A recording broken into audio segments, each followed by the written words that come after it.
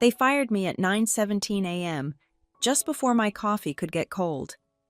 In a 30th floor conference room, they said I no longer fit the company's vision.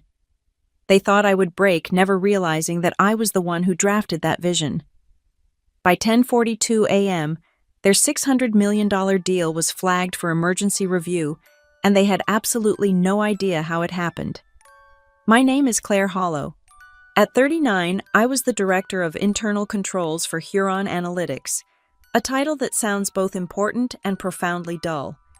It was in fact both. I was the company's structural conscience, the gatekeeper of its integrity, the one who knew precisely where every digital body was buried because I was the one who had written the code for the cemetery gates. And on this Tuesday morning, under the sterile white glare of the 30th floor conference room, I was being unceremoniously fired. The room smelled of off-gassing polyurethane from the ridiculously long ebony-stained conference table that had been installed just last month. It was Grayson's idea, a piece of corporate theater meant to project power and permanence. Underneath that chemical tang was the ghost of stale coffee, the weak acidic brew that the Keurig in the corner produced. It was the smell of manufactured importance and quiet desperation. The panoramic windows displayed a sprawling, indifferent city below a tapestry of steel and glass, under a sky the color of dishwater. The view was supposed to be inspiring. Today it felt like a long, long way down. They were waiting for me, a trinity of executioners. Grayson Velt, our CEO, stood near the window, his back to me, pretending to be absorbed by the view. He was a man tailored by ambition, his suit a sharp Italian cut that cost more than my first car. He cultivated an air of casual brilliance, but I knew the truth. Grayson was a magpie collecting shiny ideas from others and presenting them as his own. His genius lay not in creations, but in appropriation. Beside him, perched on the edge of a leather chair with the rigid posture of a soldier at attention, was Lena Moore, the CFO. Lena and Grayson were a package deal alumni of the same MBA program, bound by a shared language of synergistic buzzwords and a mutual ferocious desire to climb. She was sharp, I'd give her that, but her loyalty was to Grayson, not to the numbers she was supposed to protect. Her ambition had eroded her ethics down to a fine, sharp point. And then there was David from Human Resources, a man whose entire professional existence seemed to be a beige apology. He sat at the table, a thin manila folder, placed perfectly parallel to the edge in front of him. He wouldn't meet my eyes. He was the official witness, the rubber stamp on the corporate death warrant. I closed the heavy glass door behind me. The sound clicked shut, with a dead, satisfying finality sealing the four of us in the silent, climate-controlled box. Claire, Grayson said, turning from the window. He summoned a smile that didn't reach his eyes. His eyes were the color of faded denim, and right now they were flat and unreadable like stones at the bottom of a murky river. Thanks for coming. Grab a seat. I didn't. I remained standing, my handbag held loosely in one hand. Moving to the table would be an act of compliance. It would mean accepting their frame, their rules for this encounter. And I had no intention of playing their game. What's this about, Grayson? My voice was even betraying none of the cold, crystalline certainty that was forming in my gut. I knew exactly what this was about. I had been anticipating it for months, running the scenario through my mind like a disaster drill. Grayson's smile faltered for a fraction of a second. He exchanged a glance with Lena. She gave a nearly imperceptible nod. Her lips pressed into a thin, bloodless line. It was her confirmation proceed as planned. The company is moving in a new strategic direction, Claire Grayson began, his voice taking on the smooth, practiced cadence of a corporate announcement. We're undergoing a significant restructuring to optimize our resources and align our talent with our forward-looking vision. He paused, waiting for me to absorb the empty jargon. I just watched him, my expression neutral. I'd helped him write the press release 3 months ago that introduced the phrase forward-looking vision to the company's lexicon. It was my language he was using to execute me. The irony was so thick, I could taste it. As a result of this restructuring, He continued gaining momentum now that the initial awkwardness was past. Certain roles have become redundant. The position of Director of Internal Controls, your position has been eliminated. There it was, the clean, sterile sentence. Not you're fired, but your position has been eliminated. It was a classic corporate sidestep, an attempt to make the act impersonal, a matter of operational logistics, rather than a direct personal rejection. But it was a blade all the same, and it was meant to cut deep. David from HR cleared his throat, a dry rustling sound. Claire, inside this folder, you'll find the details of your severance package, information about your benefits continuation, and a standard non-disclosure and non-disparagement agreement. He slid the folder across the polished surface. It stopped a few feet from me, an offering on an altar. I didn't look at it. My gaze remained fixed on Grayson. I saw a flicker of something in his eyes, impatience, maybe a sliver of fear. He wanted this over. He wanted me to break, to cry, to yell. He wanted a reaction that would validate his decision, that would prove I was too emotional, too unstable, not a fit for his sleek new Huron analytics. He wanted a messy scene so he could feel clean afterward. I would not give him the satisfaction. Instead, I let the silence stretch. I let it fill the space between us, growing heavy and uncomfortable. I watched a tiny muscle twitch in Grayson's jaw. I heard the almost inaudible tap-tap-tap of Lena's manicured fingernail against the screen of her phone. She was nervous. Good. My laptop has been locked, I stated. It wasn't a question. Through the glass wall of the conference room, I could see my own office. My dual monitors, which had been displaying a complex series of audit logs a few minutes ago, were now dark. The small green power light on my docking station had gone out. They had cut my access remotely, a digital beheading. It was efficient, I'll give them that. It's standard procedure, David murmured, finally looking up at me for a brief pained moment before his eyes darted back down to the table. And my access card. I asked, my voice still level, almost conversational.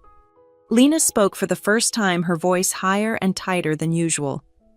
We'll need that back before you leave the premises, Claire. She tried to sound authoritative, the powerful CFO, but the strain was evident. She was out of her depth. She was a numbers person, adept at manipulating spreadsheets, not people. Grayson stepped forward, reclaiming control. He put on an expression of magnanimity, a benevolent king dismissing a once valued courtier.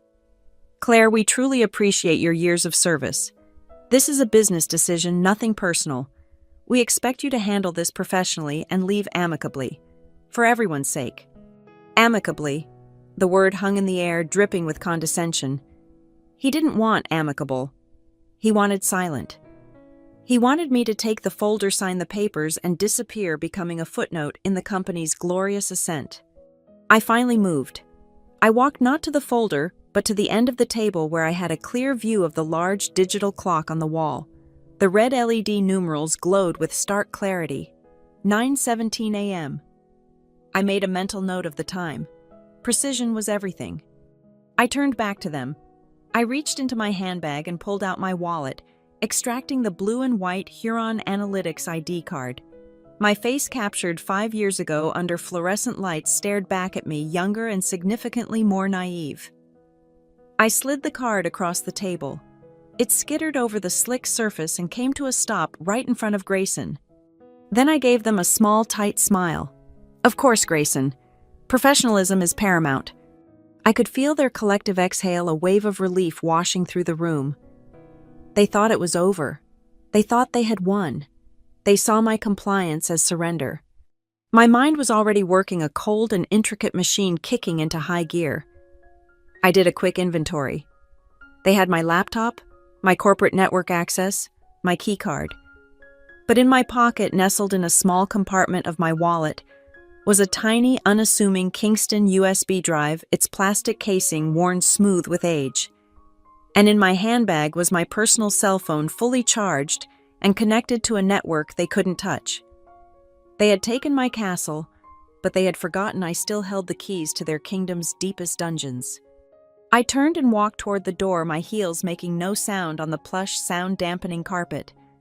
I didn't look back. I didn't need to. I could feel their eyes on me watching me retreat. As my hand touched the cool metal of the door handle, I heard Grayson's voice, a low murmur not intended for my ears. He was speaking to Lena. The messy part is over. A genuine smile finally touched my lips, but I kept it hidden from them. I pushed the door open and stepped out into the hallway. The air here was different, less rarefied. He was wrong. The messy part wasn't over. It hadn't even begun. He saw this as a conclusion. For me, it was a trigger. They had forgotten who I was. I wasn't just the woman who checked the books. I was the architect of the entire system. I had designed the compliance protocols, drafted the data retention policies, and written the procedural clauses that governed every major transaction. And 6 months ago, during the preliminary due diligence for the Argonne data merger, Grayson's $600 million vanity project, I had taught him personally which clauses were standard, which were negotiable, and which were absolutely critical for regulatory approval. I had walked him through Clause 14.3, the undisclosed liabilities provision, explaining its power with the patience of a trusted teacher. He had signed it without a second thought, eager to get the deal done. He had trusted me to protect him, and now he had fired me. He didn't realize he hadn't just eliminated a redundant position. He had armed his most dangerous enemy. I was the one who taught him how to sign the very instrument that would destroy his life. And the lesson was about to begin. You don't work in internal controls for 16 years without developing a certain methodical precision, a way of seeing the world not as a series of chaotic events, but as a system of inputs, processes, and outputs. My termination was just an input. The process was already running. The output was yet to be determined, but I had designed the system to allow for only one logical conclusion. As I walked down the hushed, carpeted hallway toward the elevator bank, the ghost of my career trailed behind me. I came to Huron Analytics as a 23-year-old with a degree in forensic accounting and an almost pathological obsession with order. The company was smaller than a rising star in the data analytics space, hungry and ambitious, but still tethered to a sense of propriety by its founder and then CEO, Arthur Vance. Arthur was a rare creature, a genuinely decent man who had succeeded in business. He was old school, a firm believer in the sanctity of the ledger. "The numbers don't lie, Claire," he told me during my final interview. "People lie. Our job is to make sure the numbers always have the final say." I took his words to heart. I started in process control, a junior analyst tasked with auditing the workflows for financial reporting. It was tedious, granular work that most of my peers avoided, but I thrived on it. I found a kind of beauty in the elegant logic of a well-designed control system, in the intricate dance of checks and balances that kept a multi-million-dollar entity honest. Twice in my first decade with the company, I saved Huron from the kind of trouble that ends careers and shutters businesses. The first time I was 27, auditing quarterly asset reports. I found a rounding error in the depreciation schedule for our server farms, a single misplaced decimal point in a complex formula buried 6 layers deep in a linked spreadsheet. It was the kind of thing that automated checks would miss. Undetected, it would have resulted in a 7% overstatement of our fixed assets. That meant an SEC inquiry, a massive restatement of earnings, and a public relations nightmare. I found it at 3:30 a.m. on a Sunday morning, fueled by cold pizza and a gut feeling that something was off. Arthur gave me a 4-figure bonus and a promotion. The second time was more serious. A senior VP in the sales division, eager to hit his quarterly targets, had been booking revenue on service contracts before the deals were actually closed, a classic channel stuffing scheme. He was clever, hiding the premature bookings under a new, vaguely named projected partnership invoicing category. It looked legitimate on the surface, but I noticed the timestamps on the digital signatures were consistently dated on the last day of the quarter, often just minutes before the midnight cutoff. I cross-referenced them with the server access logs and found they were all being entered from a single auxiliary terminal, bypassing the standard multi-stage approval process. I flagged it, and Arthur brought in outside counsel. The VP was fired, and we avoided a multi-million-dollar SEC fine for fraudulent revenue recognition. After that, Arthur trusted me implicitly. He called me his gatekeeper. He gave me something unheard of for someone not on the C-suite unilateral authority to sign off on final internal audits before they went to our external auditors. "If you've signed it, Claire," he'd said, "I know it's clean." It was the ultimate vote of confidence, and it gave me access to every dark corner of the company's financial infrastructure. I knew the architecture of our systems better than the engineers who built them. That all changed when Arthur retired and Grayson Velt took over. Grayson was everything Arthur was not: slick, charismatic, and utterly convinced of his own genius. He talked about disruption and paradigm shifts, about moving fast and breaking things. He saw Arthur's cautious, methodical approach as a weakness, a relic of an analog age. One of his first major initiatives was a radical transparency strategy. He held town halls preaching about openness and accountability. It was a brilliant piece of corporate theater. In reality, it was a smokescreen. The transparency was a tool to justify a new hyper-aggressive growth strategy, one that played fast and loose with the very rules I was hired to enforce. He wasn't making the company more transparent. He was just changing the narrative to make unsustainable losses and high-risk ventures look like bold strategic investments. Lena Moore arrived 6 months after Grayson. She was his hand-picked CFO, his old MBA classmate, and his perfect accomplice. Lena's talent wasn't in accounting, it was in translation. She could take a deeply problematic balance sheet and spin a story of untapped potential and synergistic opportunities. She was fluent in the language of plausible deniability. Together, they were a closed loop of self-reinforcing ambition.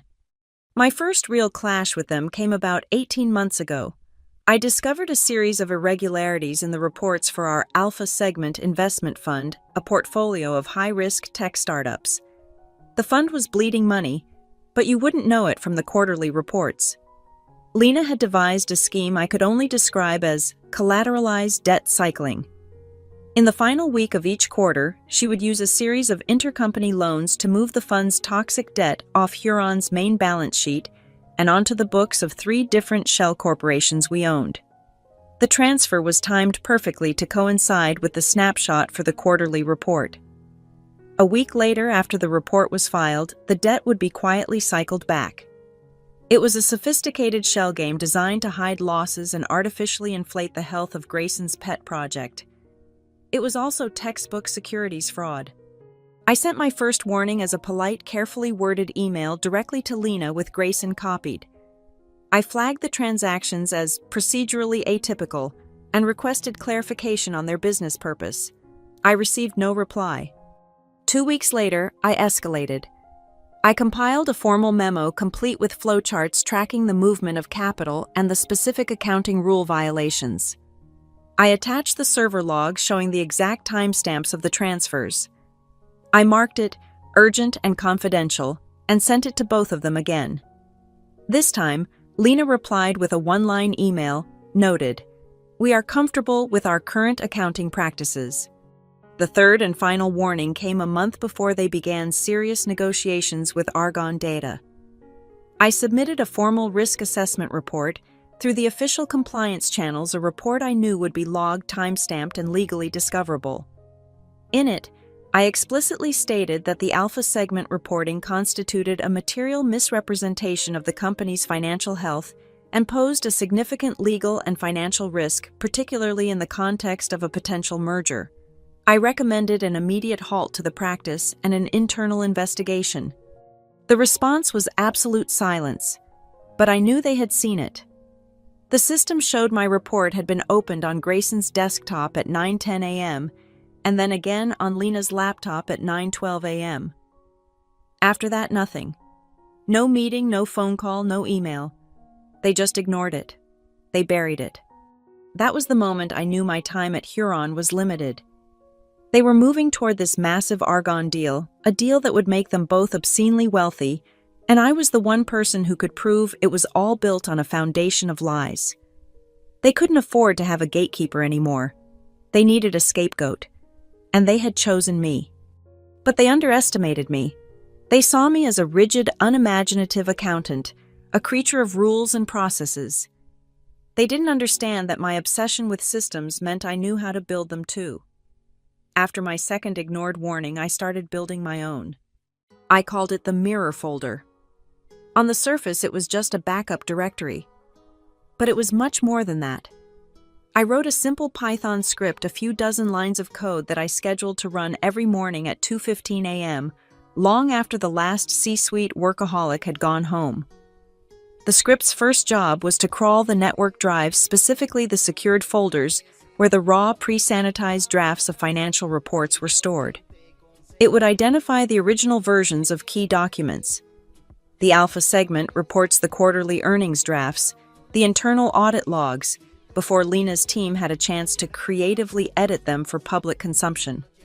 The script would then create a perfect bit-for-bit copy of each file. For every copy, it generated an SHA-256 hash, a unique, unforgeable digital fingerprint. It compiled these files and their corresponding hashes into a dated, compressed, and encrypted archive. The final step was the most important. The script would upload this encrypted archive to a secure private cloud storage account I had set up under a pseudonym and paid for with a prepaid debit card.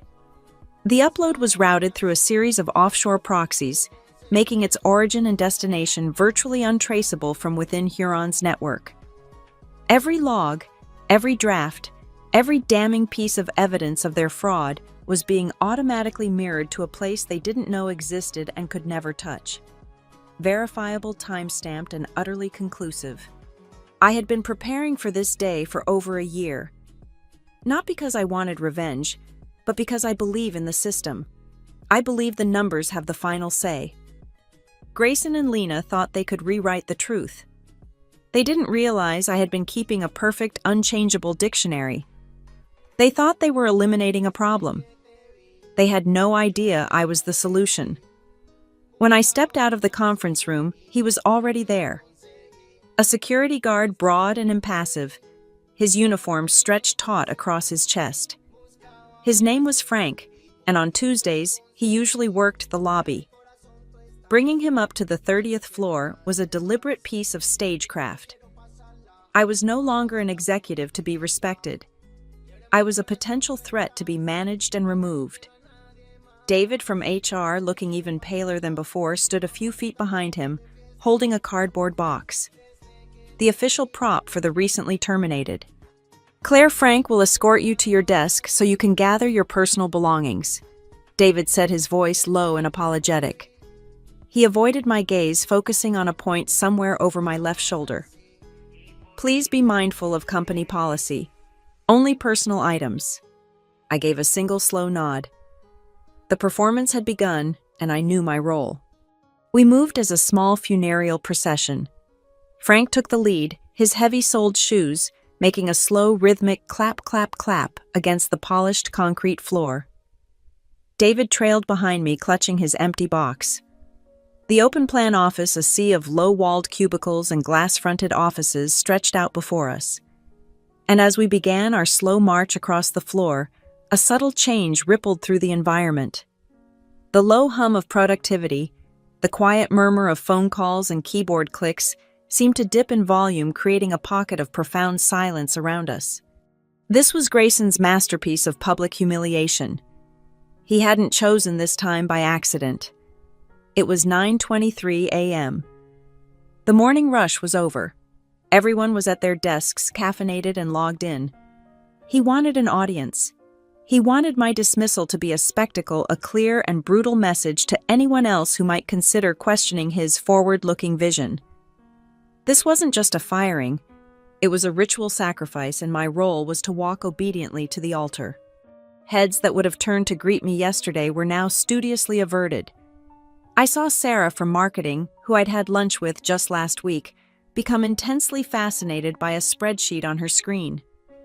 I saw Mark, the head of IT, whose department I had fought to get an extra 10% budget allocation for, suddenly duck down behind his monitor, as if searching for a dropped pen.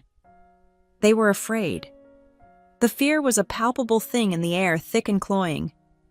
They were afraid that my fate was contagious, that even a sympathetic glance in my direction could be interpreted as dissent marking them for the next culling. I didn't blame them. I understood the calculus of survival. Frank's footsteps were the only consistent sound, a metronome counting down the end of my career here. Clap. Averting eyes from the legal department. Clap. A frozen smile on the face of a junior analyst who looked up by mistake. Clap. The dead reflective surface of Grayson's corner office, its blinds conveniently drawn. He was watching, I had no doubt, enjoying the show he had produced. We reached my office, a glass-walled space that had always felt more like a fishbowl than a symbol of seniority. The dark screens of my monitors stared back at me like dead eyes. David stepped forward and placed the cardboard box on my desk with a soft thud. 5 minutes, Claire, he said gently. I looked at the contents of my professional life, now reduced to a few trinkets. A framed photo of my sister and me on a hiking trip. A slightly wilted succulent that I always forgot to water. A stack of industry journals. A ceramic mug that said, Queen of Internal Controls. The irony was bitter. I slowly began to place items in the box. The photo, the plant, a couple of reference books. It was all a pantomime. The audience outside my glass walls, those who dared to sneak a glance, would see a woman sadly packing up the remnants of her life. They would see defeat. Then I stopped. I turned to David, allowing a slight tremor to enter my voice. There are a few things in my personal locker, I said, keeping my voice just loud enough for him to hear. Down by the break room. Can I? I let the sentence hang, injecting it with a note of pathetic pleading. David hesitated, glancing at Frank. He saw what I wanted him to see, a woman clinging to the last few moments, trying to delay the inevitable. It was a sign of weakness, of an inability to let go. His expression softened with pity. Of course, he said. Frank will go with you. They thought I was weak.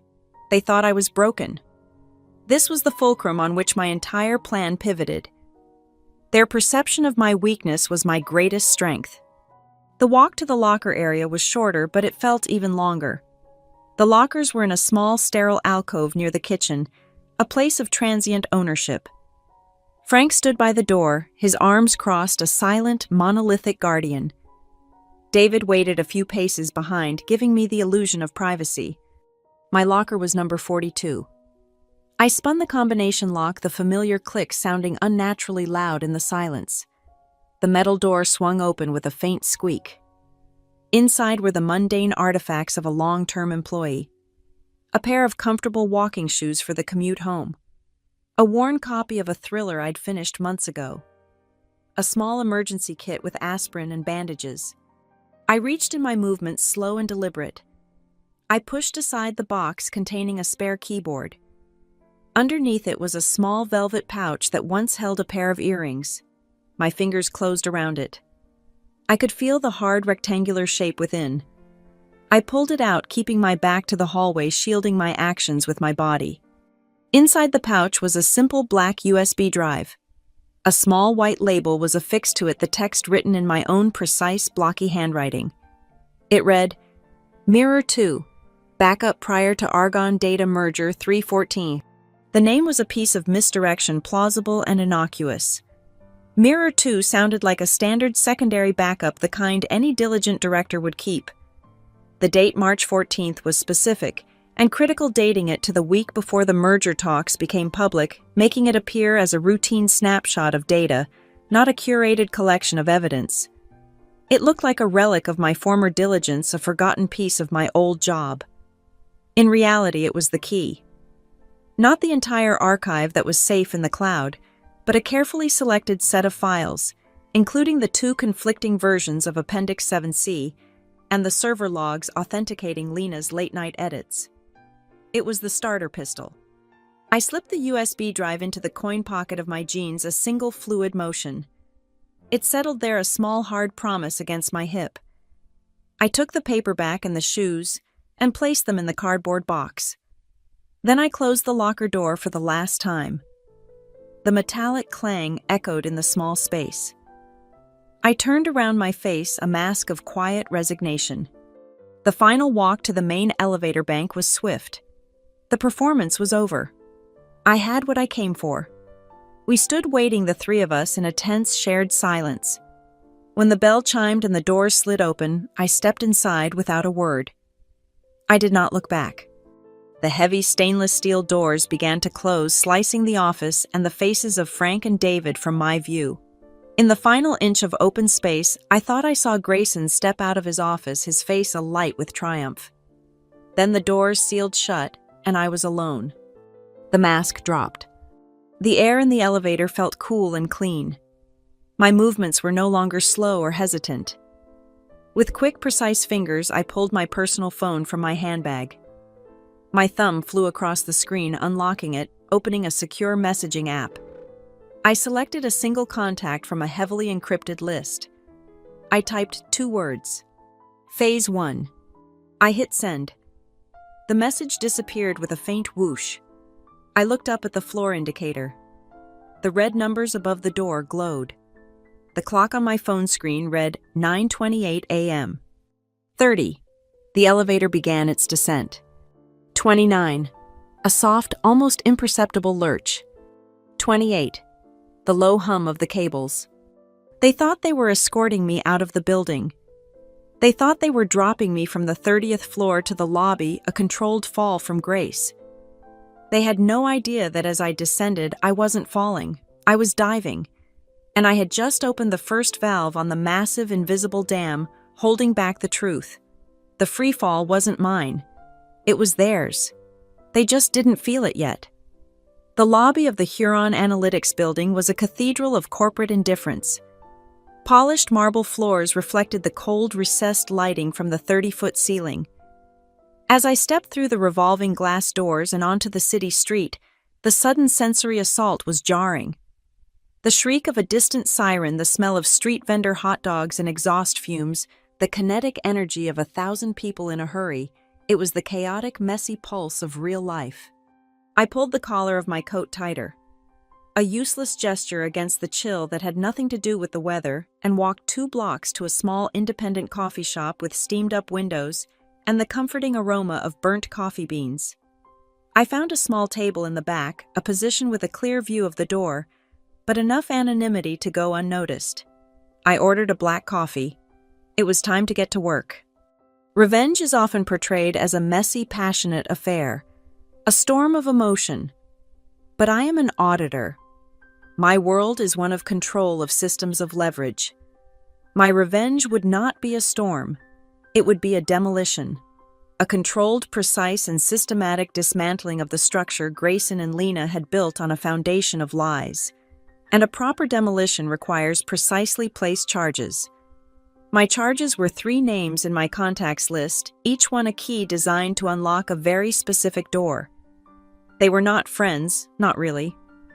They were professional assets, cultivated over years, individuals whose paths had crossed with Hurons in ways that left them with a debt of principle, a grudge, or a fiduciary duty that I was now prepared to call due. The first charge was Dan Rook. Dan was an independent auditor, one of the best in the city. He was pathologically meticulous, a man who found a deep, almost spiritual satisfaction in a perfectly balanced ledger. 2 years ago, Huron had hired his firm for a pre-funding audit. Dan found irregularities nothing as blatant as the Alpha segment fraud, but a pattern of aggressive revenue recognition that made him deeply uncomfortable. Grayson, in his typical style, didn't argue the facts. He applied pressure. He hinted that a problematic audit report would not only lose Dan the Huron contract, but could also lead to whispers among other potential clients. Grayson suggested that a few minor reclassifications, a different interpretation of the guidelines, could make the problems disappear. Dan, whose small firm was struggling at the time, reluctantly signed off on a sanitized version of the report. He was paid handsomely, but the compromise had eaten away at him. I knew this because he told me as much over a drink a year later, the confession heavy with professional shame. Dan wasn't a crusader and his integrity had a price, and Grayson had forced him to pay it. He was my validator.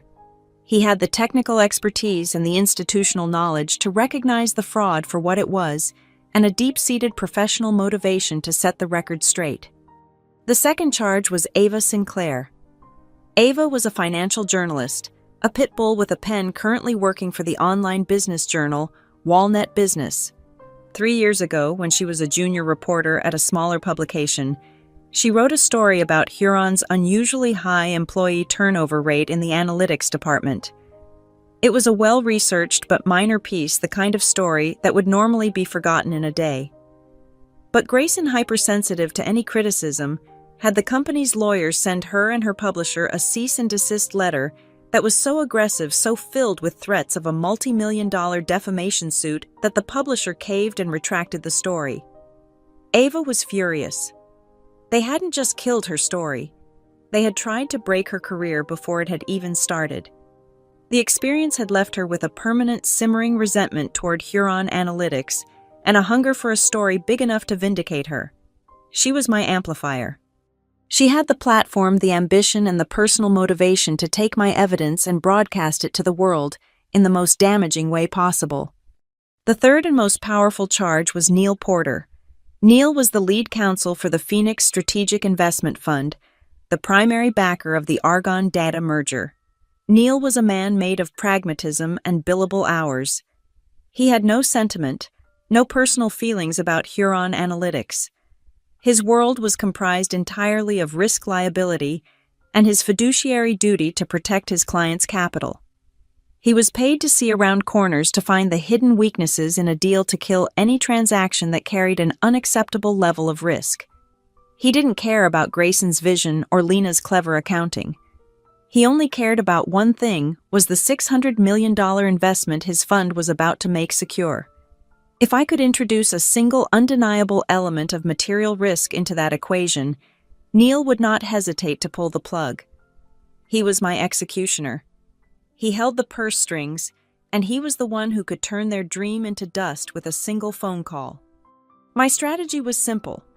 I would not be a whistleblower, a spurned employee frantically emailing a data dump to the press. That narrative was too easy for them to spin. They would paint me as disgruntled, unstable, a liar seeking revenge. Instead, I would be a concerned party, an anonymous source, simply asking the right questions to the right people at precisely the right time. I would give each of them just enough information to activate their own specific motivations: Dan's integrity, Ava's ambition, Neil's pragmatism. I wouldn't push the dominoes over. I would simply line them up and give the first one a gentle, almost imperceptible tap. I took a sip of the scalding coffee. My hands were perfectly steady. I pulled out my laptop, my personal one, and tethered it to my phone's hotspot, routing the connection through a VPN. First, Dan. I opened a new encrypted email. The USB drive, Mirror 2, was now plugged into the side of my laptop. I didn't attach any files. That was too risky, too direct.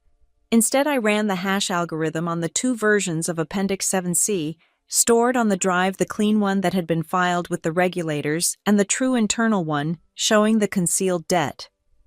I copied the two long strings of alphanumeric characters. I composed a short sterile email to Dan's private address. Subject: archived file query. Dan. Hope you're well. I'm reviewing some old Huron files for my records, and I've come across a hash discrepancy. Can you look at this? Version A filed 314. I pasted the first hash string. Version B internal. I pasted the second hash string. Version B looks like the original draft, but the digital signature seems to be a recycled credential. Does this look right to you? Any thoughts would be appreciated. Claire. It was perfect. Plausible.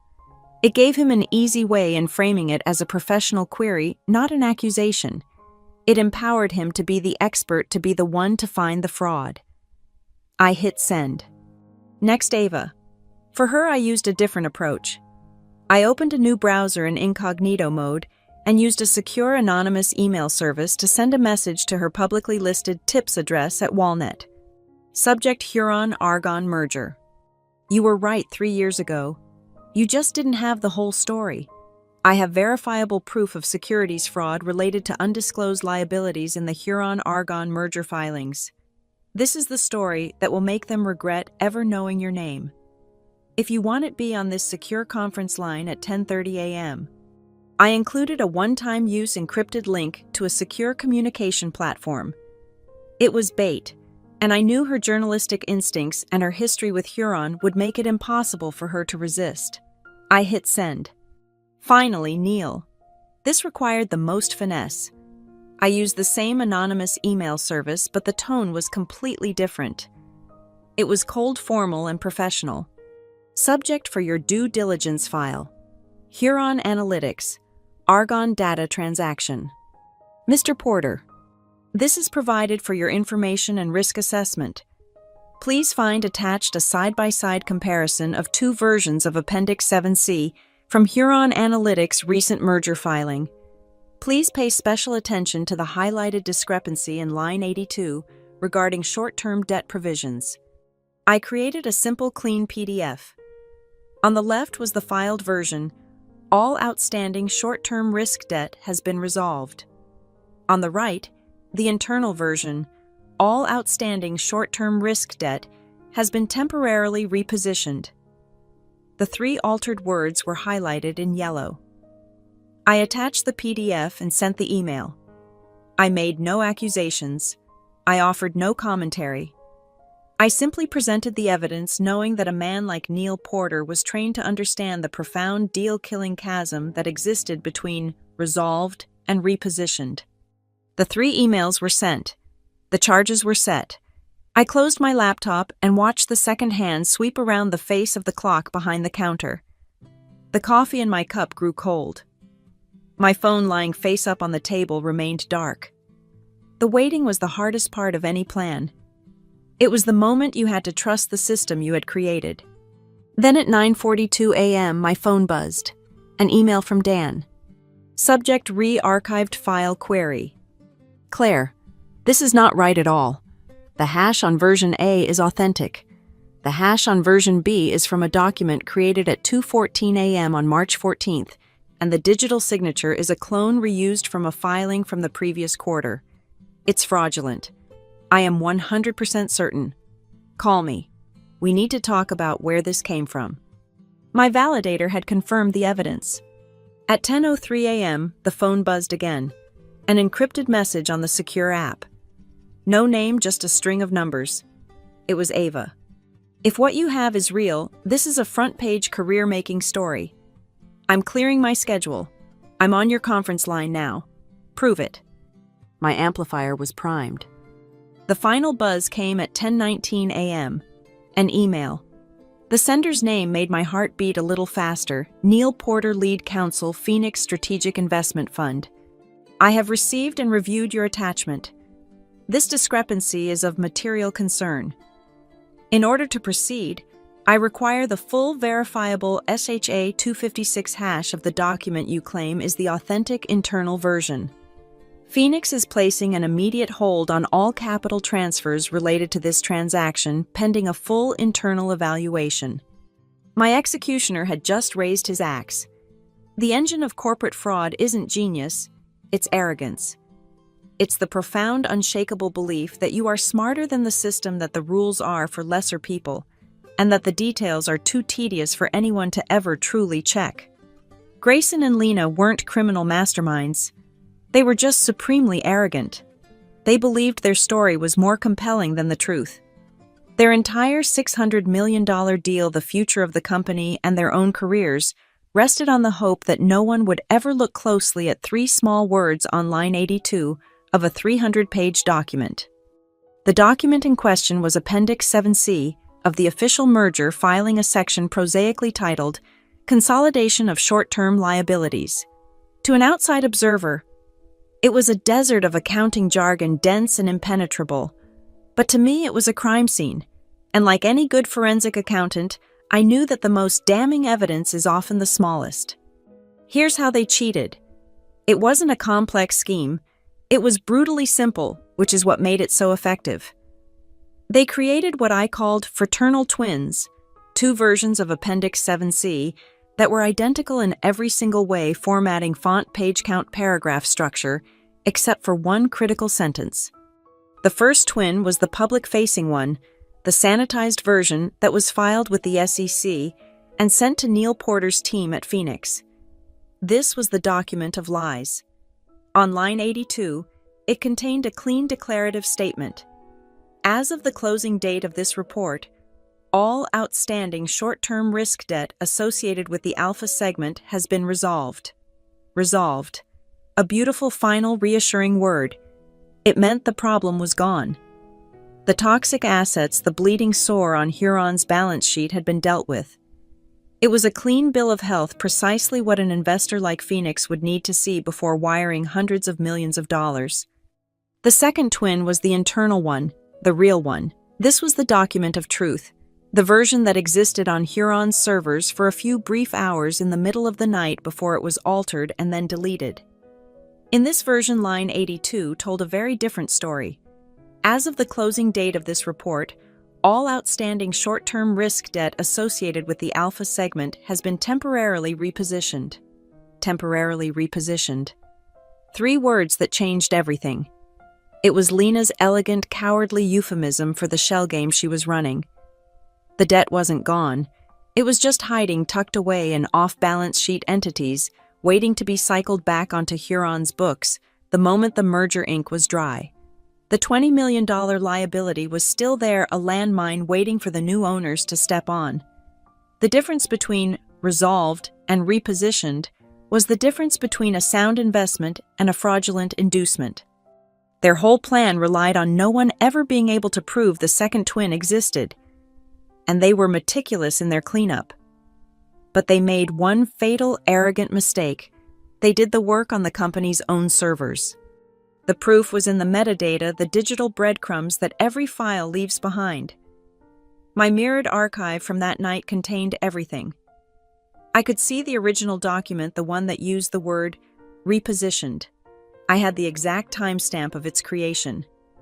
And more importantly, I had the timestamp of the edit. At 2:14 a.m. on March 14th, the file was accessed and altered.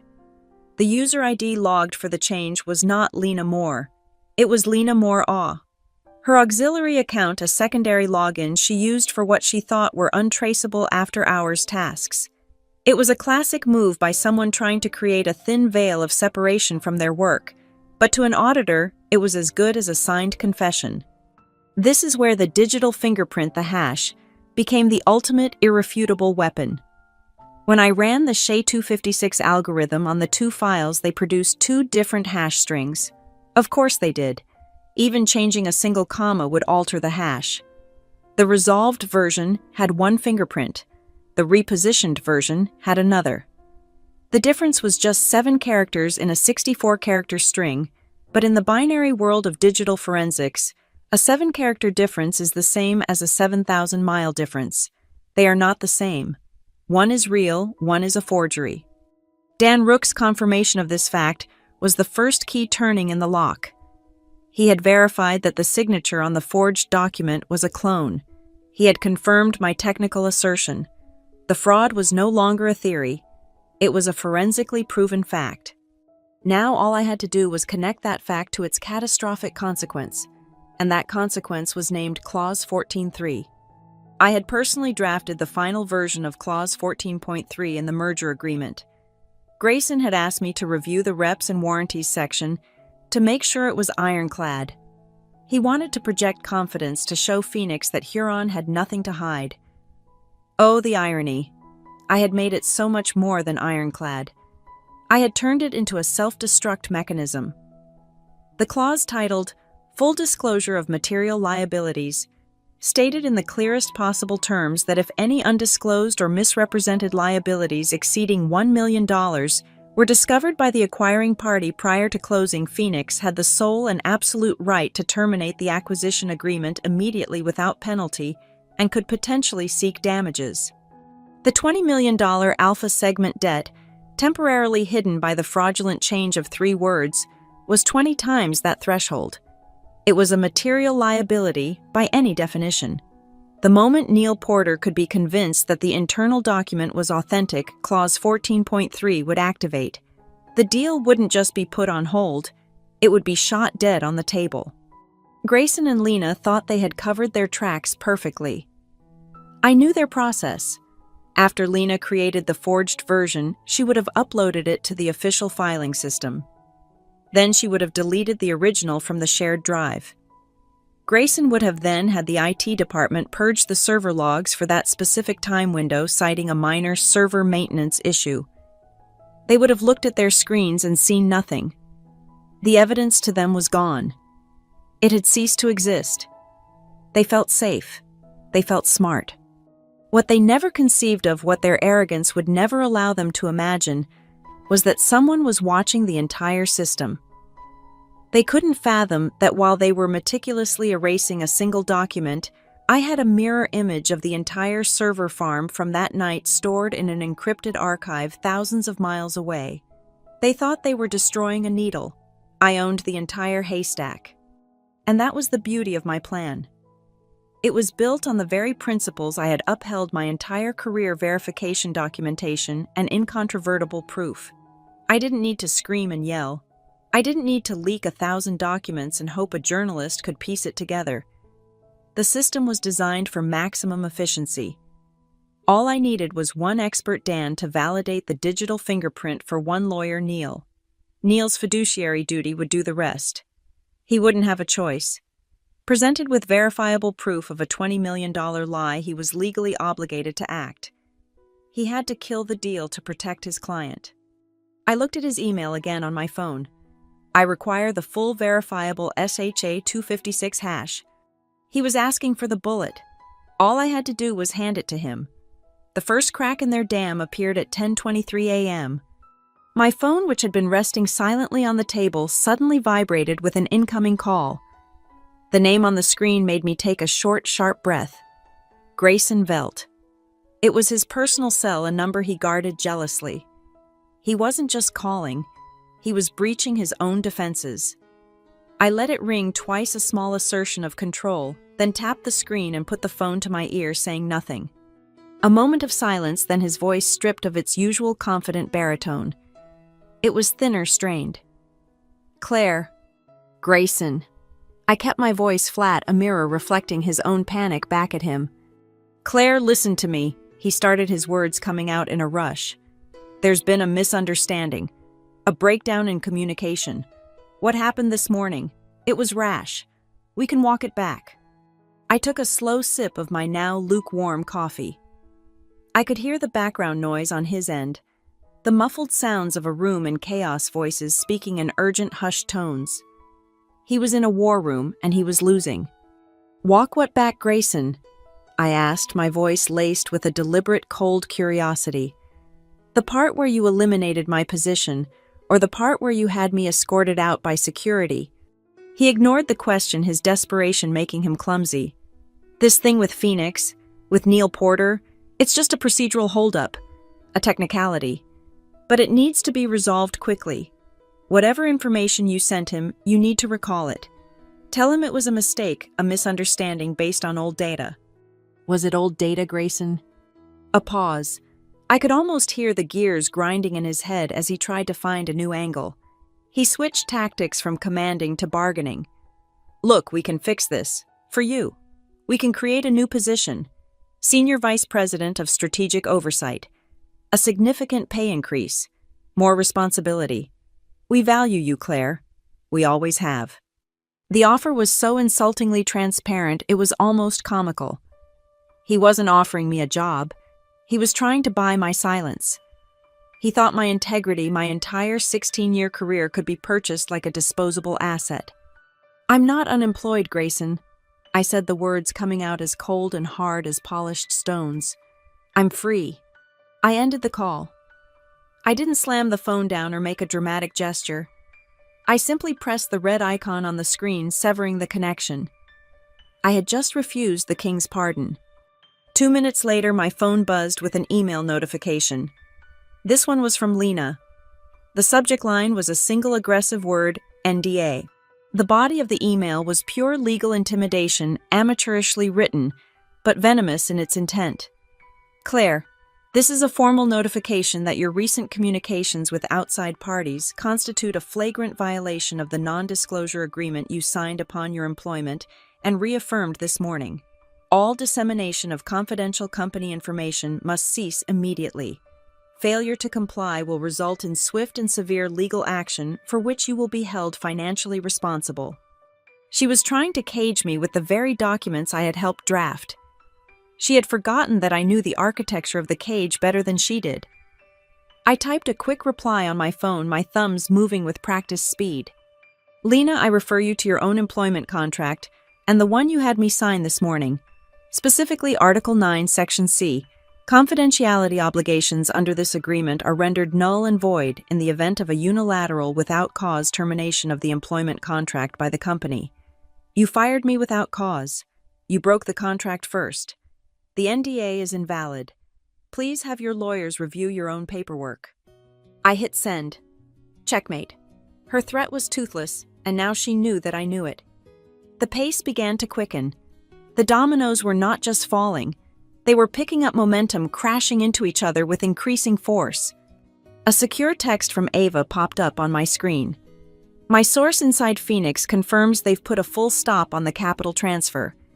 They're citing material discrepancies in the due diligence documents. That's your work, isn't it? I'm drafting an article. Tentative title: Redline Twins, How a 3-Word Edit Put a 600-mile merger on ice. I need confirmation from another source before I can run it. Is your auditor friend willing to go on the record? Before I could even reply, a new email arrived. It was a forward from Dan Rook. He had sent his official notarized attestation of the fraudulent hash and the cloned digital signature to the state's Division of Corporations. The email was copied to the Enforcement Division of the SEC. He hadn't just validated my evidence, he had delivered it directly into the hands of the regulators. He had started the official fire. And then I saw it. I had a browser tab open to a professional networking site, an old habit of keeping track of industry news. Grayson's profile picture, usually a professionally shot headshot of him, smiling confidently in a sharp suit, had changed. It was now the default gray silhouette. It was a small thing, a digital act of concealment, but it spoke volumes. It was the modern equivalent of a king fleeing the castle through the servants' quarters. He was trying to disappear. My phone rang again. This time the caller ID showed Lena's name. I let it go to voicemail. A moment later, a text from her appeared. "Pick up the phone, you coward." I ignored it. A second call. I silenced it. Then a voicemail notification. I listened. Her voice was no longer the controlled, authoritative tone of a CFO. It was a raw, ragged shriek distorted by the phone's speaker. "You have no idea what you've done, you backstabbing. You are a saboteur. You're destroying this company. Years of work. You're burning it all to the ground out of spite." She was wrong. I wasn't the saboteur. They were. They had planted the bomb years ago with their lies and their arrogance. All I had done was hand them the detonator. I typed a simple final reply to her text message. "I'm not a saboteur, Lena. I'm a proofreader. Just correcting your work." A new message from Ava came in. It wasn't text. It was a photo, slightly blurry, taken with a cell phone from a distance. It showed the side entrance of the Huron building, the discreet exit used for catering deliveries and quiet escapes. Grayson Velt was climbing into the back of a black town car, his shoulders hunched, his head down. He wasn't leaving like a CEO. He was fleeing like a fugitive. Ava's accompanying text was short, "He's running." I looked at the clock on my phone. 10:37 a.m. Less than 90 minutes had passed since Grayson had smiled his empty smile and told me my position had been eliminated. In that time, his prize acquisition had been frozen, the SEC was in possession of evidence of fraud, the press was drafting an exposé, and he was sneaking out the back door of the empire he thought he had built. The deal wasn't just on hold anymore. It was dying. It was bleeding out on the polished marble floors of the 30th floor, and everyone was starting to smell the blood. The period between 10:37 and 10:42 a.m. was a strange, suspended moment of quiet.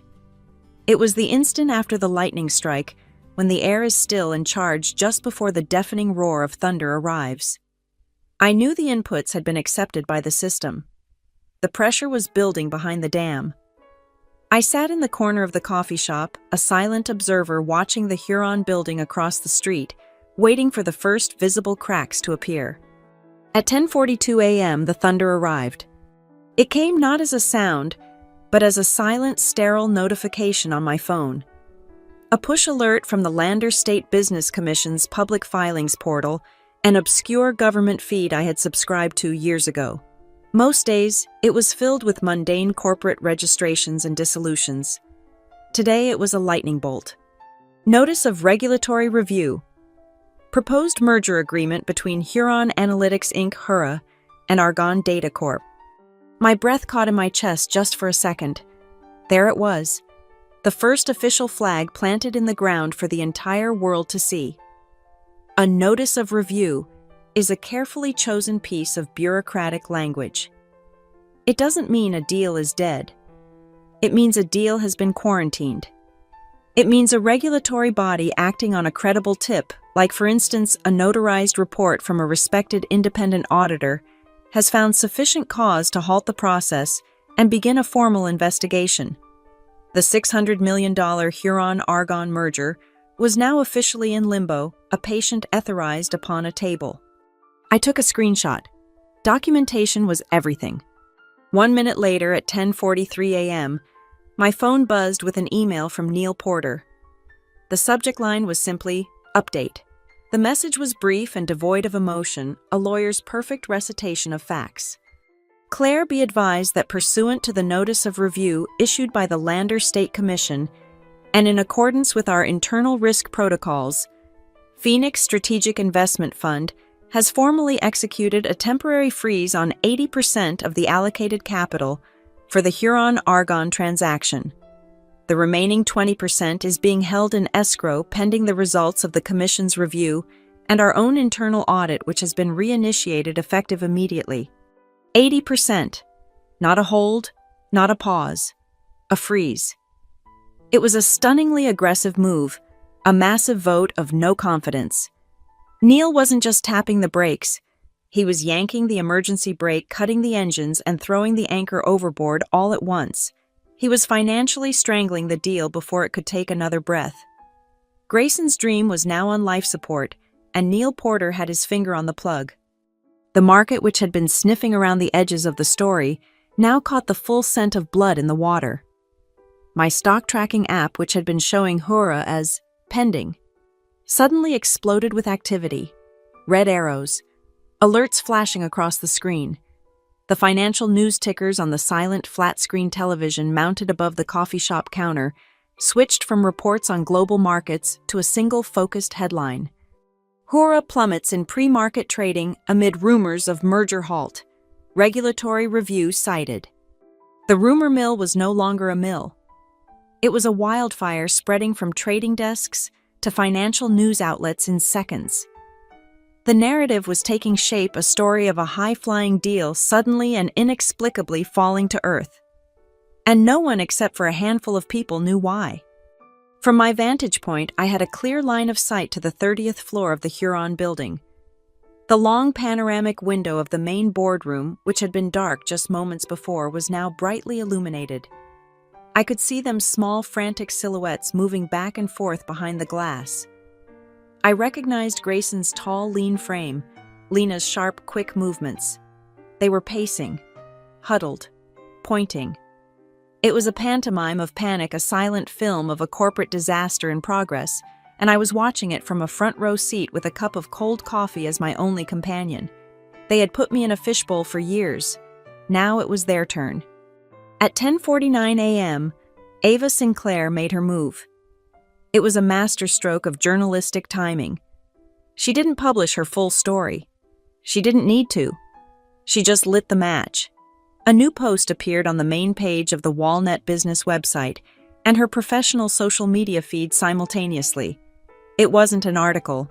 It was a teaser, a single devastating headline under the Walnut banner. Coming soon when transparency bites back. An exclusive Walnet investigation into the undisclosed liabilities threatening to scuttle the Huron-Argonne deal. The title was pure venomous poetry. She had taken Grayson's favorite buzzword, transparency, the cornerstone of his phony corporate rebranding, and turned it into the weapon that would be used to execute him. The market, which was already panicking based on the regulatory notice, now had a name for its undisclosed liabilities. The story wasn't just about a deal falling apart anymore. It was about fraud. The reaction was instantaneous. My phone, which had been buzzing intermittently, began to vibrate without pause, a continuous frantic hum against the wooden table. It was a cascade of incoming calls and messages, an electronic shrieking of a world trying to make sense of the chaos. Lena's name flashed on the screen. I silenced the call. A text message from her immediately followed. Her tone was no longer angry or accusatory. It was the desperate plea of a cornered animal. "Claire, stop this. Please, we can talk. We can negotiate. Name your price. We can make a deal." I looked at her words. Negotiate. A deal. She still thought this was a transaction. She thought my silence, my integrity, had a price she could pay. She was a creature of a world where everything was for sale, and she could not comprehend a motive that didn't have a dollar sign attached to it. I typed my reply, 2 short sentences that would extinguish her last desperate spark of hope. "There is nothing to negotiate, Lena. There is only the truth."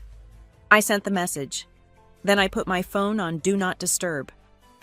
The screen continued to light up, a silent, strobing beacon of their desperation. A call from a partner at Skadden Arps Huron's outside counsel. A call from a reporter at the Wall Street Journal. A call from a panicked-sounding junior analyst in Huron's own finance department. They were all trying to get to me, the person who had, in the space of less than 2 hours, gone from being a corporate ghost to the single most important source of information in a $600 million implosion. I didn't answer a single one. I let them all go to voicemail.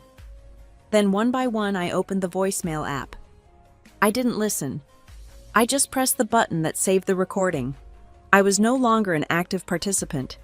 My work was done. My role now was simply to be the archivist of their collapse. The summons came at 11:25 a.m. It was an email from Neil Porter's executive assistant, a formal no-nonsense invitation to an urgent and mandatory video conference. The attendee list was a roll call of the key players in the morning's drama: Grayson Velt, Lena Moore, Dan Rook, Ava Sinclair, a name I didn't recognize, Markham from the Lander State Commission, and myself. Neil was moderating. This wasn't a negotiation. It was a tribunal. I accepted the invitation without a reply. I paid for my coffee, left the small shop, and walked to a pre-booked hourly workspace a few blocks away. It was a sterile, glass-walled cube with a desk, a chair, and a high-speed internet connection. Anonymity was a form of armor. I set up my laptop, activated the camera, and clicked the link 5 minutes early. My face appeared in a small square on the screen, the background a neutral blank white wall. I was a ghost in their machine. One by one, the others blinked into existence in their digital boxes. Neil Porter, his face a mask of grim professionalism. Dan Rook, looking uncomfortable but resolute. Ava Sinclair, a small predatory smile playing on her lips. She could smell the kill. Markham from the State Commission, an older man with tired eyes that had seen every kind of corporate malfeasance. Then Grayson and Lena appeared. They were together in the 30th floor conference room, the same room where I had been fired just over 2 hours ago. The panoramic view of the city sprawled behind them, no longer a symbol of their power, but a silent witness to their downfall. The room, designed to project authority, now looked like a transparent cage. Grayson had put on a fresh tie and plastered a smile onto his face. It was a ghastly, brittle thing like a crack in a porcelain doll's face. Lena sat beside him, rigid and pale, her makeup unable to hide the dark circles of stress that had bloomed under her eyes. She looked like she hadn't slept in a week. At precisely 11:31 a.m., Neil Porter cleared his throat, the sound unnaturally loud in the digital silence. "Thank you all for joining on short notice," He began, his voice the epitome of calm authority. "We are here to address the material discrepancies that have been brought to our attention regarding the Huron-Argonne merger filing. Mr. Velt, perhaps you'd like to begin by offering an explanation for the document inconsistencies." Grayson leaned forward, his practiced CO charm activating on instinct. "Neil, thank you. And thank you all for your time. Honestly, I believe this is all a significant overreaction to what amounts to a minor clerical error," he said, his voice smooth as honey. "A technical glitch. We have multiple drafts of these complex documents, and it appears an incorrect, outdated version was sent to you by mistake. We are already in the process of rectifying this minor issue with the Commission." He was trying to shrink the problem to frame it as a simple bureaucratic snafu. It was a good performance, but in this room with this audience, it was like trying to patch a nuclear reactor with duct tape. Before Neil could respond, Ava Sinclair unmuted her microphone. "A technical glitch, Mr. Velt?" she asked, her voice sharp and clear. "That's not what my sources are indicating. Perhaps a visual aid would help clarify." With a click, Ava shared her screen. It filled the center of the video call, a stark white background with two documents displayed side by side. It was my PDF, the two versions of Appendix 7C. She had highlighted the differing lines in a bright accusatory red. The words leaped off the screen. "Resolved. Temporarily repositioned." On the left, Ava narrated, her tone that of a prosecutor presenting incontrovertible evidence. "We have the version of the document filed with the State Commission. On the right, we have what I am told is the original internal version. They seem to differ on a rather critical point regarding a $20 million liability. Would you care to comment on which version is the correct one?" Grayson's smile froze. He opened his mouth, but no sound came out. He looked at Lena, but she was staring at her hands clasped so tightly on the table that her knuckles were white. Neil Porter spoke into the silence. "While we're on the subject of correctness, allow me to read from the agreement you signed, Grayson." He looked down, reading from a document. Clause 14.3, full disclosure of material liabilities, states that any misrepresentation or failure to disclose a liability in excess of $1 million constitutes a material breach of this agreement. A $20 million liability would certainly qualify. This is not a clerical error. This is a material breach. The legal hammer had fallen. The words material breach echoed in the silence, a death knell for the deal. Markham, the man from the State Commission, unmuted himself. "We concur with Mr. Porter's assessment," he said, his voice weary but firm. "Furthermore, our preliminary analysis of the evidence submitted to us this morning suggests that this was not an error, but a deliberate alteration of a legal filing. Which brings me to you, Mr. Rook." Dan Rook, who had been silent until now, straightened in his chair. "Yes, sir," he said. "As I stated in my official attestation, the two documents presented have different verifiable SHA 256 hashes. The digital signature on the resolved version is a confirmed forgery, a credential cloned from a previous unrelated filing. The authentic document, the one that reads temporarily repositioned, was last altered at 2:14 a.m. on March 14th from a terminal logged in as Lena Moore-O. He delivered the facts without emotion, a surgeon reporting on a successful autopsy. Every word was a nail in their coffin." At the mention of her user ID, Lena flinched as if struck. She finally looked up, her eyes wide with panic. "No," she whispered, her voice a thin, reedy sound. "That's not... those logs can be... It's not accurate. I didn't..." Her denial dissolved into a series of incoherent stammers. She knew as I knew that the logs were irrefutable. She was caught.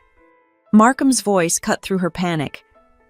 "Ms. Moore, in light of this information, the Lander State Commission is issuing an immediate and indefinite suspension of the approval process for the Huron-Argonne transaction, pending a full investigation into what appears to be a case of felony securities fraud." Suspension, investigation, fraud. The final fatal words.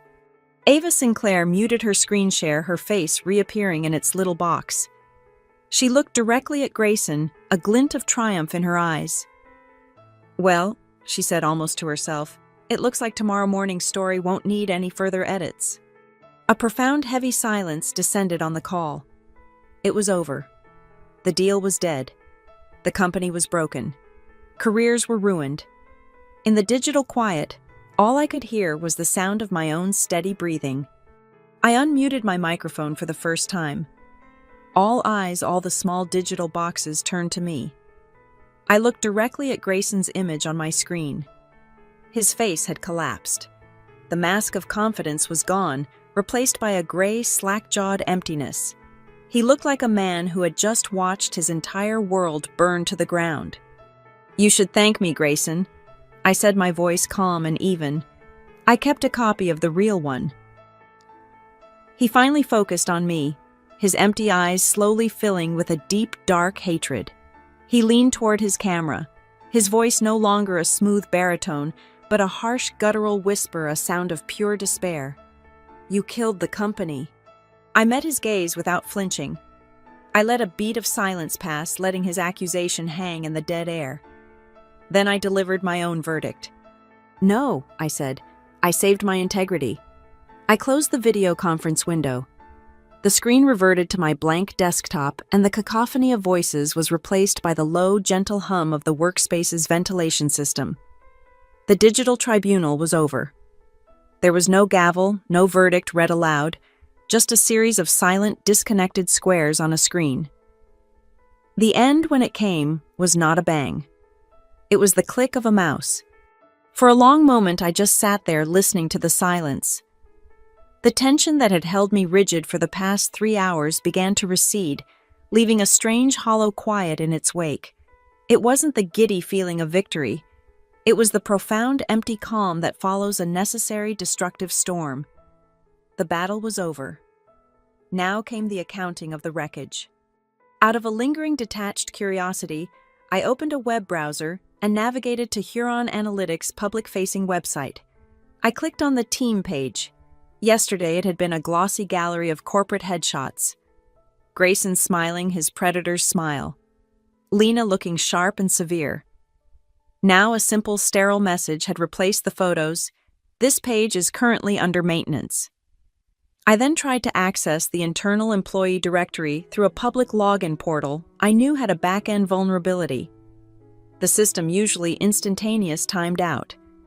A single stark phrase appeared in plain text: "System access denied. All networks offline."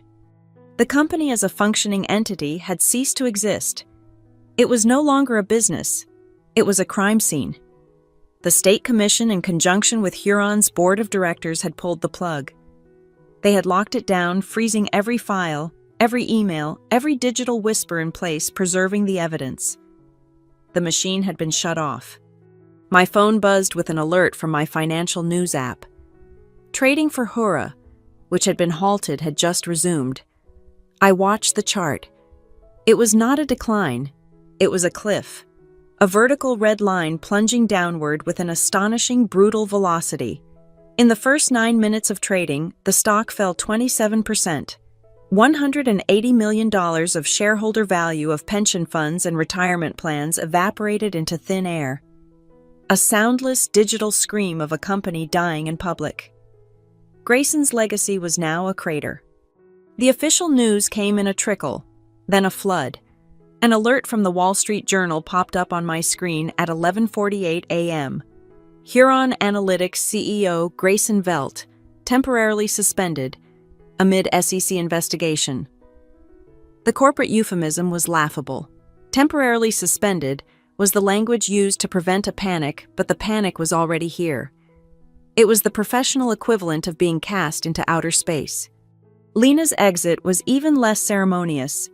There was no announcement. She simply disappeared. One moment her profile was on the company's professional networking page. The next it was gone.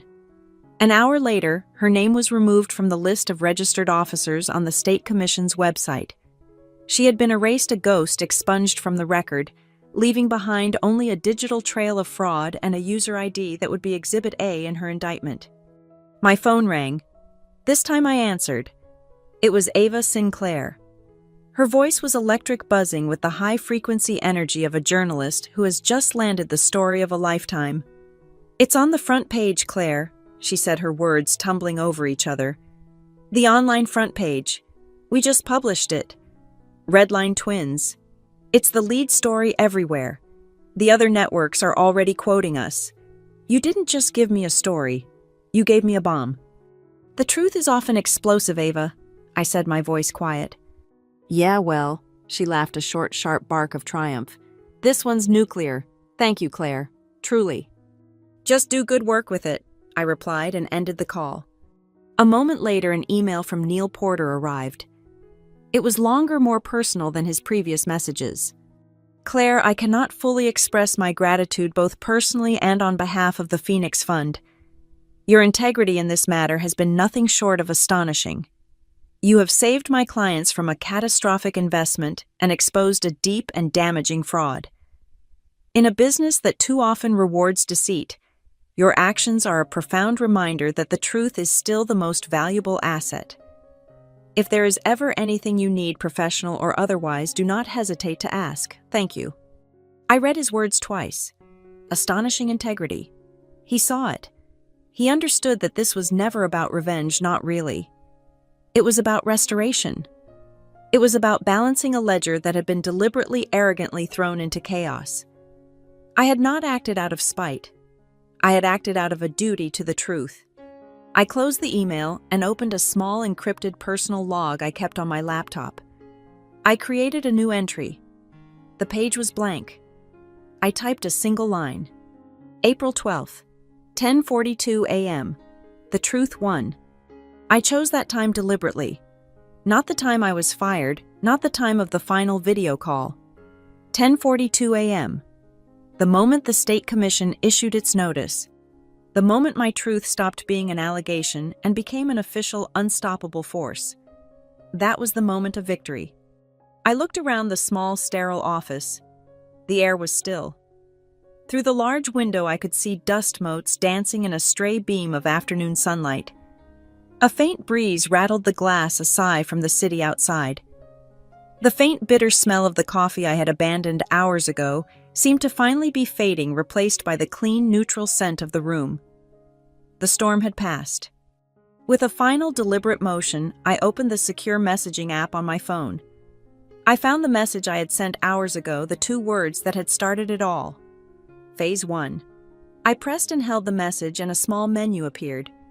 I selected Delete for Everyone. A confirmation box popped up. Are you sure I was? I tapped the button. The message vanished. The mission was complete. I stood up, my joints stiff from sitting for so long. I walked to the window which looked out over the same street as the Huron building. There it was, the tower of glass and steel, a monument to Grayson's ambition. But something was different. The sun was hitting it at a lower angle, casting long shadows down its side. It looked smaller, less imposing. It was as if in the course of a single morning the building had shrunk. It looked 3 stories shorter. Its power, its monolithic authority was an illusion that had been shattered. It was just a building now, a crime scene waiting to be dismantled. My building no longer. In the aftermath, no one ever asked me if I regretted it. Not the lawyers who deposed me, not the journalists who wrote the follow-up stories, not the handful of former colleagues who reached out with cautious whispered messages of support. They asked me about the data, the timeline, the process. They asked for facts, for the cold, hard mechanics of the demolition. But they never asked about the feeling. Perhaps they were afraid of the answer. Or perhaps they assumed it was obvious. They were right. I felt no regret. Regret is a useless emotion, an audit of a past you cannot change. My actions were the logical output of a system I had been forced to create. My only flicker of emotion was a distant, academic sort of pity. I felt sorry for them. Not for their ruin which they had earned, but for their fundamental lack of diligence. They were men and women who lived and died by the terms of a contract, yet they never bothered to read the fine print. They never understood the elegant, simple lethality of the clause I had written for them, the one they had so eagerly signed. Clause 14.3. Honesty is binding. It was my small, quiet contribution to the legalese of our world. A simple declarative sentence that transformed a moral concept into a contractual obligation with catastrophic financial penalties. They saw it as boilerplate, as just another line of text to be initialed. They never understood that for me it was a creed. Here in the glass towers and the digital ledgers, honesty doesn't kill you. It's just expensive. Impossibly ruinously expensive if you choose to violate the terms. I packed my personal laptop into its sleeve and slid it into my handbag. I left the empty coffee cup and the small plastic water bottle on the desk. I did not look back at the room. It had served its purpose. It was just a space, and it no longer held any meaning. The elevator ride down to the lobby was silent. I stepped out onto the street, and the city, which had felt so hostile and indifferent this morning, now seemed different. The afternoon sun was warm on my face. The noise of the traffic was just noise, not a threat. The kinetic energy of the crowd was just life, a current I could finally rejoin. I had been living in a sealed, climate-controlled box for 16 years, and now finally the door was open. As I waited for the light to change at the corner, my phone buzzed in my hand. It was a text message. The name on the screen was Ava. Coffee later. I stood there for a moment on the crowded sidewalk, the city flowing around me. I thought about the offer, about the future, about the nature of stories and the people who tell them. A small smile touched my lips, the first genuine, uncalculated smile of the day. I typed my reply, my thumbs moving quickly. Only if you don't record it. I hit the send button. The message vanished from my screen. Beep. The end. Thank you so much for listening to my story. I'd love to see where in the world you're tuning in from, so please drop a comment below and let's connect and share our thoughts. If you enjoyed this, please consider subscribing to the channel and giving this video a like. And if you really want to support what I do, hit that hype button to help this story be heard by more people.